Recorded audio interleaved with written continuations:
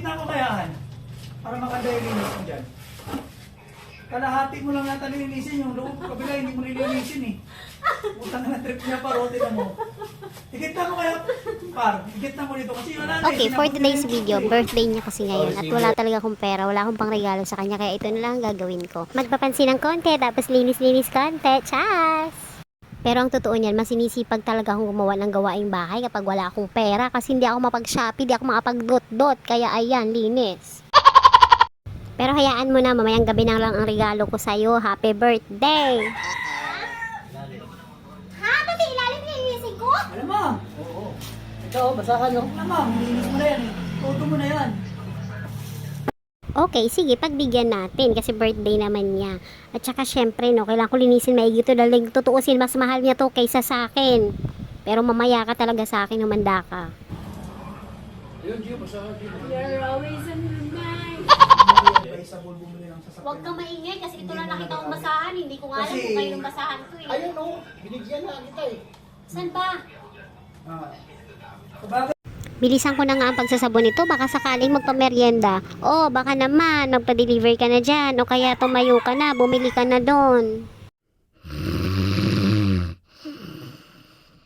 Ay, nagtulog-tulogan. Tulog na kaagad. Hintayin ko matapos ako dito. Pag walang merienda, iparapol ko to ngayon, max mo. Tingnan mo lang. Pwede na siguro to, mga 150 per number. Up to 100 lang ano. Pagsisihan mo talagang pumayag kang linisin ko to. Pero joke lang, hindi pa ako ginugutom niyan. At lalong hindi ko kailangan linisin tong motor niya para makapagmerienda. Gusto ko lang talaga siyang pagtripan ngayon dahil birthday niya. Sa totoo pa nga niyan, sa sobrang ayaw niya akong pumayat. Ayan, kahit madaling araw, kahit na natutulog na ako at busog pa naman ako, ginigising pa ako para kumain. Basta gusto niyang magpakain. O, ano iniisip mo? Food Panda ba? Grab food? Siyempre, may mga araw na nagugutom talaga tayo sa madaling araw, kaya kailangan ng midnight snack. Magpapadeliver lang tayo. O, baka naman, Food Panda. Baka naman, Grab food. Punasan ko na nga to at tuyuin na ng maayos para makita niya kung gaano kakinis to. What? Kakinis tong motor niya. Kung ano-ano naman nakikita mo eh. Motor niya, pinapakinis ko, 'di ba?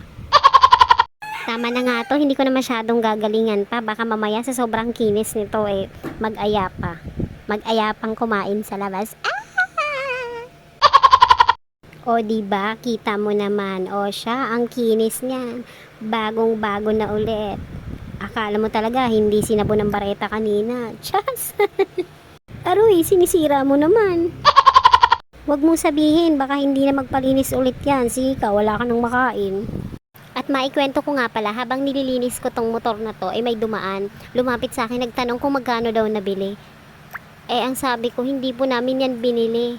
Matagal po namin pinangarap yan. Pinangarap namin na may bangkong magpautang para magkaroon ng ganyan. At sa awa naman ng Diyos, may nagpautang. Kaya ayan, may ganyan na siya. Yun nga lang, nadagdag ang aming bayaran.